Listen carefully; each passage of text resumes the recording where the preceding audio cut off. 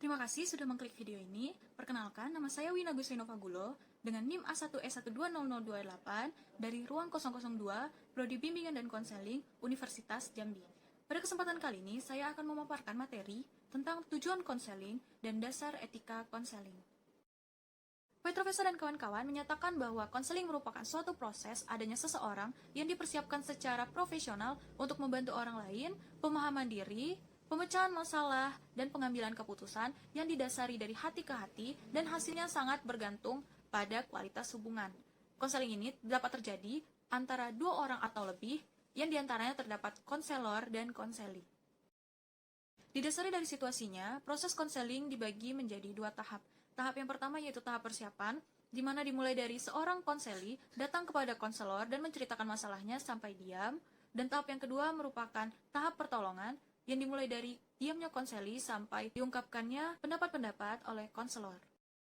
Selanjutnya kita akan membahas tentang tujuan dari konseling. Ada 3 tujuan konseling. Yang pertama adalah perubahan perilaku, kesehatan mental, dan pengentasan masalah. Yang pertama kita akan membahas tentang perubahan perilaku. Perubahan perilaku ini memiliki tujuan akhir, yaitu perubahan perilaku dari konseli menjadi lebih baik atau konstruktif. Perubahan perilaku ini tidak diharapkan hanya memahami secara teori atau tertulis saja, tetapi benar-benar dilakukan pada kehidupan nyata. Kita akan beralih ke tujuan yang kedua, yaitu kesehatan mental. Konseling memiliki tujuan dalam kesehatan mental dikarenakan idealnya seorang individu memiliki mental yang sehat, dapat berperilaku secara normal, dan memiliki pikiran yang rasional untuk dapat mengambil keputusan-keputusan besar di dalam kehidupannya. Tujuan yang ketiga adalah pengentasan masalah. Tidak lain dan tidak bukan adalah pengentasan masalah yang dialami oleh klien. Pengentasan masalah ini dapat berupa pengurangan intensitas terjadinya masalah, pengurangan hambatan atau kerugian yang dapat ditimbulkan dari masalah tersebut, atau bahkan menghilangkan masalah tersebut. Tujuan atau harapan yang diberikan oleh konselor adalah mengurangi beban yang dimiliki oleh konseli dan mengembangkan kiat-kiat positif yang lebih dari konseli.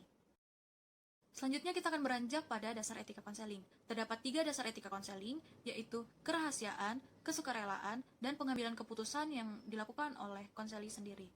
Pertama-tama kita akan masuk ke bagian kerahasiaan. Kerahasiaan ini menuntut para konselor untuk tidak menceritakan atau mengungkapkan informasi-informasi atau data pribadi dari klien kepada pihak manapun, kecuali atas perizinan dari klien itu sendiri. Dasar etika konseling yang kedua adalah kesukarelaan. Kesukarelaan dibagi menjadi 2, yaitu bentuk perilaku klien sukarela dan tidak sukarela. Di mana bentuk perilaku klien sukarela seperti dengan sukarela atau dengan sepenuh hati datang kepada konselor menceritakan semua masalah-masalahnya. Sedangkan yang kedua yaitu bentuk perilaku klien yang tidak sukarela, yang kemudian digolongkan lagi menjadi 4 golongan, yaitu klien terpaksa, klien enggan atau realkan klien, klien bermusuhan atau menentang, dan yang terakhir adalah klien krisis. Yang pertama adalah klien terpaksa. Klien ini hadir pada ruang konseling atau datang kepada konselor bukan didasari dari keinginannya sendiri, melainkan oleh keinginan orang lain. Yang kedua adalah klien enggan atau realkan klien, yang merupakan klien yang enggan untuk dibantu, tetapi ia senang menceritakan masalah-masalahnya terhadap konselor.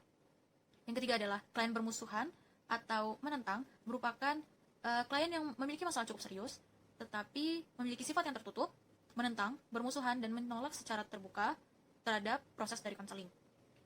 Dan yang keempat, yaitu klien krisis, yang merupakan klien dengan golongan permasalahan yang paling sulit atau paling berat dari antara golongan yang lain, yaitu seperti menerima musibah, kematian orang terdekat atau anggota keluarganya, kebakaran rumah, diperkosa, dan lain hal. Klien krisis ini memiliki sifat yang amat tertutup, amat emosional, dan tidak berdaya, kurang mampu berpikir secara rasional, dan kurang mampu mengurus diri bahkan keluarganya sendiri. Selanjutnya kita akan membahas tentang keputusan yang diambil oleh klien sendiri.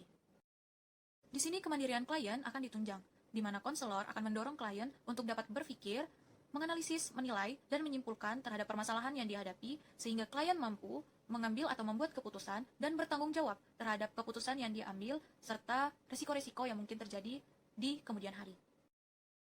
Itulah tadi pembahasan yang dapat saya sampaikan tentang tujuan konseling dan dasar etika konseling. Lebih dan kurang saya mohon maaf, dan jika ada kesalahan kata atau perbuatan, saya juga memohon maaf dikarenakan saya masih berada dalam proses pembelajaran.